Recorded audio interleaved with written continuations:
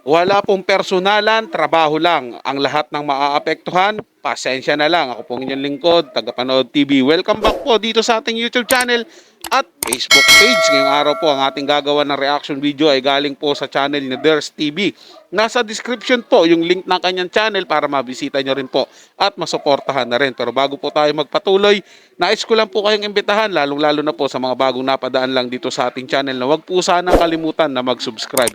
Hit na rin po notification bell para lagi pong updated sa mga bago pang video na ating ilalabas. Share, like, and comment din po kayo mga tagapanood. Atin yung babasahin at pupusuan. So simulan na po natin ang ating reaction video sa araw na to mga tagapanood. Let's do this! Hello po sa inyong lahat. Magandang araw po. Kamusta na po kayo? Andito na naman ako, ang inyong lingkod na legit Dower Cards na tagahatid na mga legit na kaganapan tungkol sa TBJ.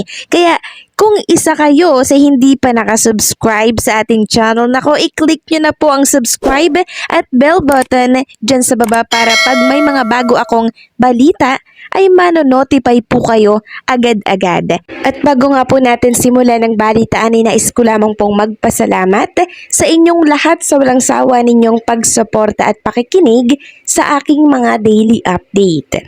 So eto na, simulan na po natin ang balitaan at unahin nating pag-usapan ng tungkol sa isang host ng E80 na siyang miss na po ng mga legit Dower Cards. Walang iba kundi si Maine Mendoza. So matatandaan ka makailan, maraming kumalat na balitang siya ay papalitan po ni Atasha Mulak.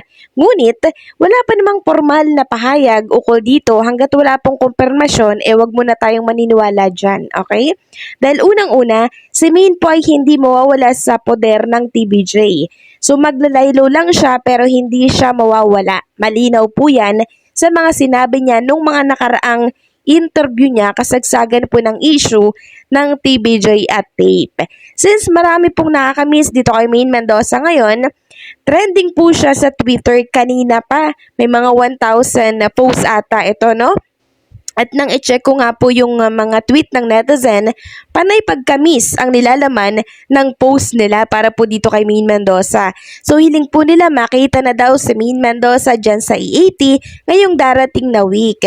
So bukas kung recorded po ang ang E80, definitely wala po si Maine Mendoza maging sa Tuesday. Kasi mostly ang live nila Wednesday, kaya abangan na lang natin yung araw ng live ng E80 kung si Maine ba ay makikita ba natin. So wag kayong mag-alala, babalik si Maine Mendoza sa E80. Nagliliwaliw lang siya saglit, after nun, sabak po ulit siya sa hosting. So ang TBJ page, binahagi po ang picture ni Maine Mendoza mula po sa IG account ni Maine, kuha sa ibang bansa. Sabi nga po nila, mala Emily in Paris itong si Maine Mendoza sa Beverly Hills. Pagdating po sa mga haters, mga tagapanood, yung pagbakasyon po ni Mendoza, ang sasabihin po, tinanggal ng A18 ng TBJ kasi po hindi na napapanood sa programa. Pinalitan na ni Atasha Mulak. Pero pagdating naman po sa legit Dabarka, sa legit supporters ng TBJ, ng A80, nagbakasyon lang po. Which is yun po yung totoo, nagbakasyon lang. Siyempre bagong kasal yan, may mga regalong biyahe yan, may mga regalong trip yan sa kanilang mga ninong at ninong sa kanilang mga sponsor sa kasal. So malay mo, isa po sa regalo doon is yung bakasyon, 'di ba? Binigyan ng travel ng kanilang mga ninong o ninang ng mga sponsor. Ganyan po kaya ginagamit po nila. Sayang naman po yung pagkakataon. At kung totoo man pong buntis yung si Mendoza, is kailangan niya po talaga mag-relax, magbakasyon para po mawala yung stress. 'Di ba? Pero yung mga haters po, yung mga kalaban po ng A80 ng TBJ, ay hindi po maniniwala diyan. Kasi yung gusto po nila yung ipinipilit nila kahit mali po para makapanira lang po mga tagapanood. Pero siyempre tayo mo pong mga legit Dabarkad, hindi po tayo maniniwala diyan. Ang pinaniniwalaan po natin yung katotohanan na nagbakasyon lang po si Maine Mendoza at babalik po siya sa A80 at TBJ. Mapapanood ulit natin siya. Hindi nga po siya pwedeng alisin ng TBJ kasi kasama siya sa production ng TBJ Production po mga tagapanood. Isa rin siya sa mga producer niyan. Kumbaga kabahagi, kasosyo. Sila po nila Alan Kay. Sila po lahat sa A80 halos lahat po sila ay magkakasama at magkakasosyo na po diyan sa programang 'yan. Kaya wala pong maaalis. May madadagdag, pwede, pero maaalis po, malabo. Samantalang pag-usapan naman natin ang tungkol sa naging komento po ni Bitoy sa restriction ng MTRCB sa mga komedyante. So ayon dito sa isang article ng PEP, naghimutok si Michael B sa restriction po ng society sa mga komedyante ngayon.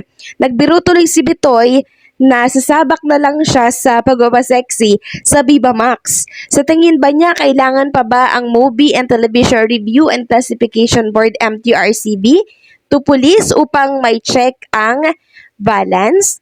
At ang sabi po ni Bitoy, yes, bulalas po ni Michael B sa closing ceremony ng 3rd Philippine Film Industry Month nitong September 29, 2023. So sabi niya, I believe ng MTRCB meron talagang dapat na sila yung mediator sabi niya, kahit naman sabihin nila na wag mong gawin ito, pwede mo pa rin namang ipilit kung gusto mo talaga. Kaya lang, magkakaproblema ka.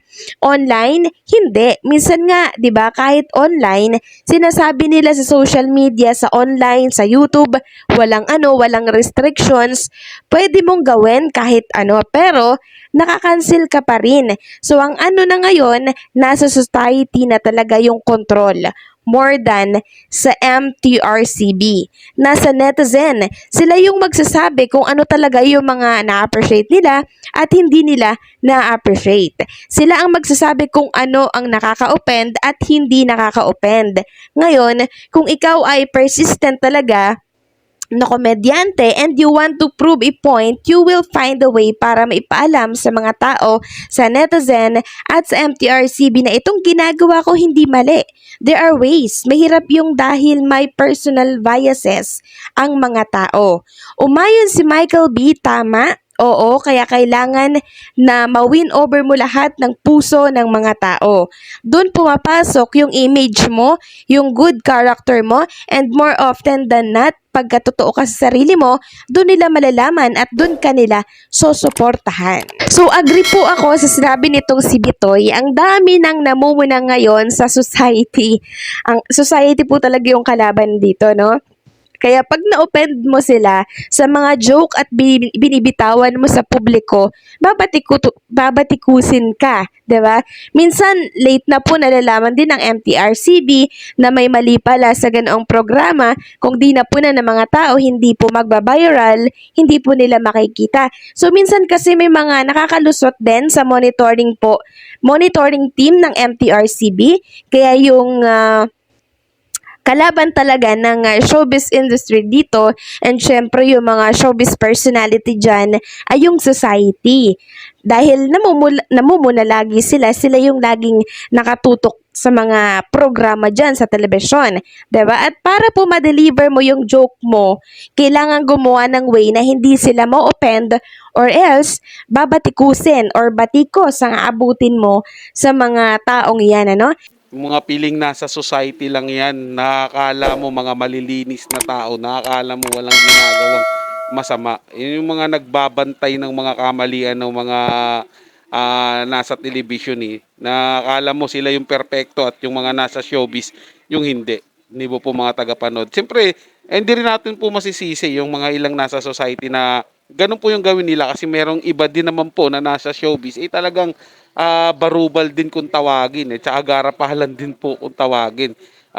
Kahit kabastusan na makapagbiro lang, okay lang din po sa kanila. Kaya parang balance lang po rin talaga mga tagapanood. Kaya nga lang, siyempre, maapektuhan din yung trabaho mo kung ikaw nasa showbiz. Hindi po ba? Kasi mababantayan at babantayan ka Ultimo yung mga jokes mo na dati pwede naman, hindi naman ganun ka restricted, ngayon parang nire-restrict na po nila. Bastos yan, offended yan, ganun mga tagapanood, di ba? Wala na. So, gaya po ng sinabi ko ng nakaraang vlog ko, sana papunta yung ating komedya, sana pupunta yung ating mga jokes, di ba? Hindi na pala basta-basta pwedeng ipoko, lalo na kung sa tingin ng nasa society na yan, offended masyado o bastos sa paningin nila o sa pandinig po nila.